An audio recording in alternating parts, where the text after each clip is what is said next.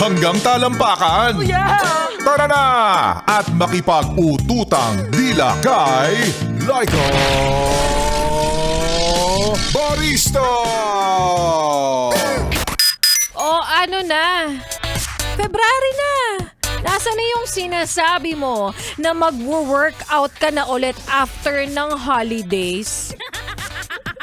Huwag mong hinaan yung radyo, kinakausap pa kita. Hayat kaway-kaway para sa iyo, Yespre, na inaalala, sinasariwa, binabalik-balikan. O kaya naman ay nagbabalik tanaw sa panahong ang katawan ay balingkinitan pa? Na wala ka pang bayarin, wala ka pang obligasyon at wala pang deadlines. 'Di ba? Ngayong Throwback Thursday, bukod sa binabalikan natin ang mga pictures na kung saan tayo ay small size pa, binabalikan din natin ngayon yung mga panahong wala pa tayong obligasyon sa pamilya, sa buhay, wala pang kailangang deadlines na habulin. Kasi ngayon napakarami na pong bayarin kapag matanda ka na. At napapasabi na lang na buti pa nung nag-aaral tayo. Sayaw-sayaw lang, kending-kending lang, okay na. Ay, sinasabi ko rin yan minsan sa mga pamangkin ko, tingnan mo to mga to. Sasayaw-sayaw lang sa ano nila, sa foundation day. Namomroblema lang kung anong iko-costume nila sa nutrition month, no? Sarap tuloy bumalik sa pagiging estudyante, pero hindi para mag-aral, ha? Diba itong mga kinder na to? Kakanta-kanta lang ng chikading-chikading, very good na. At buti pa noon, manghihingi ka lang kay nanay at tatay ng pera, mayabang ka pa. Pero ngayon nanghihingi ka ng pera, ay nakakahiya ka na.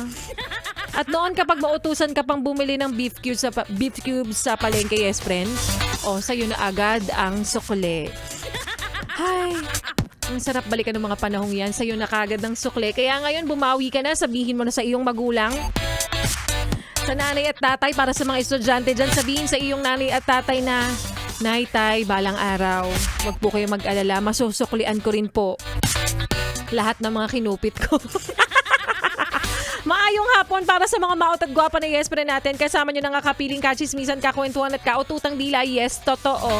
Hindi ka nagagulumihanan, hindi ka rin naalimpungatan. Para sa mga nagsiesta dyan, DJ Laika Barista na ang iyong napapakinggan ngayon pong araw ng Thursday dito sa iyong solid na paboritong kabonding ang 101.1 Yes!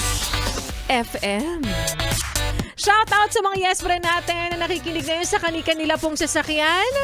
Sa mga nasa loob po ng mga fast food, restaurants, sa mga karinderya. Diyan sa may dampa sa Timog, happy listening. Sa Tinabayan Festival, happy listening din po sa inyong lahat. At oras na para sa yes friend na nag-aabang. Ako kaya ang susunod na ipapanalo ni Laika Barista o mananalo ng 500 piso na hatid po sa atin ng Bride Detergent by ACS. Pera, pera! Pera, pera lang yan! ACS. Pera, pera! Pera, pera lang yan! ACS. Sagutin lamang ang ating Laika tanungan for today na. Ang Bride Detergent ay gawa ng ACS. Ano naman ang tawag sa taong nangungutang ulit kahit hindi niya pa nababayaran yung dati niyang utang? Is it A, undisputed? B, repeat borrower? Or C, super mega kapal ng mukha? Taray, parang sardinas lang. Again, ang Pride Detergent ay gawa ng ACS. Ano naman ang tawag sa taong nangungutang ulit kahit hindi pa bayad ang dati niyang utang? Is it A, undisputed? B, repeat borrower? Or C, super mega kapal ng mukha? I-message lang sa aking Facebook fan page. Again, Laika Barista, LYKABARISTA. I-send sa akin, yes friend, ang tamang kasagutan at ang iyong sagot, lakipan ng iyong valid ID at ang iyong numero or ang iyong number na nakarehistro sa GCash, mga yes friend. O kaya sa e-wallet. Sige, kahit ano pa man yan. At isa-isahin ko mamaya ang inyong mga mensahe, mga yes friend. Again, uulitin po nila Barista. Bigyan po natin ng chance yung mga hindi pa po nananalo, hindi pa po pinapalad, hindi ko pa po nababanggit. At sa mga nanalo na, ipagkalat nyo yan. Ipagkalat ang napakagandang balita na dire-diretso pa ang pamimigay namin ng 500 piso dito sa 101.1 Yes FM. Nahatid po sa inyo ng Pride Detergent by ACS. Pera, pera! Pera, pera lang yan! ACS. Pera, pera! Pera, pera lang yan! ACS. At kapalit. Sa panahon ngayon, lahat ng bagay na iyong nakakamit ay talaga nga namang dapat may kapalit.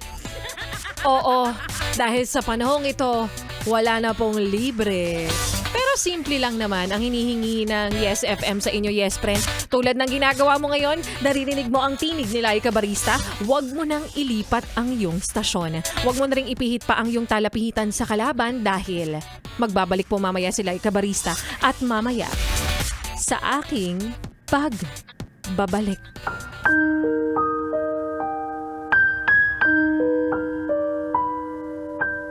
Ang importante ay nagmamahalan kami. Sapat na ba ang mindset na ito kung naghihirap na kayo? At yan nga, Yes Friend, ang kwento ng ating Laika Barista Moments na mapapakinggan nyo mamaya sa aking pagbabalik. But for now, ituloy muna natin, Yes Friend, ang pakikinig nyo sa mga kantahan ko. Ngayong hapong ito, kasama rin yung mga Yes Friend nating patuloy nakikinig dyan sa mga nagme-message sa aking Facebook fan page at isa-isahin natin mamaya yan. Sumali lang kayo, mag-message kayo sa akin. At sa mga hindi pa po nananalo, baka ito na po ang inyong chance. Kaya ituloy pa natin ang pakikinig nyo sa mga kantahan ko ngayong hapon. Kasama po ang susunod nating kanta na para sa iyo, Yes Friend, na ay, hirap na hirap ka na ba? Ganun talaga. Palakasan to ng loob. Sabi nga nila, be the strongest soldier of God. Sa'yo, hirap na hirap nang magpanggap. Kaya naman here's Angeline Quinto para sa kanyang kantang At ang Hirap dito sa iyong solid na paboritong kabanding, ang 101.1 Yes FM Solid.